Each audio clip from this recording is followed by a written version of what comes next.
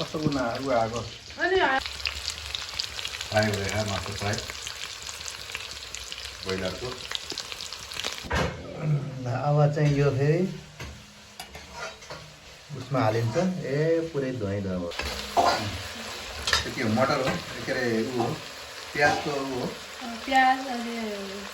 ठिकै छ प्याज केराउ अनि यो के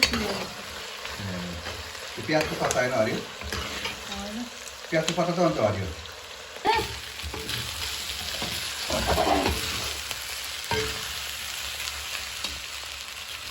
फ्राई राइस बन्दैछ है हाम्रो यहाँ चिकन फ्राई राइस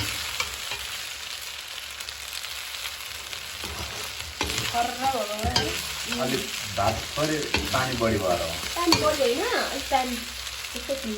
पानी बढी भएर अरे अलिक धेरैसम्म पाकेर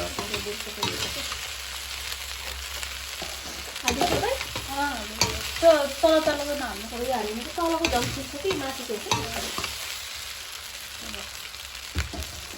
ल स्पेसल यो चाहिँ बासमती चामलको चिकन फ्राइड राइस है स्पेसल हेर्नुहोस् पुरै धेरै व्यञ्जनहरू मिसाएर बनाएको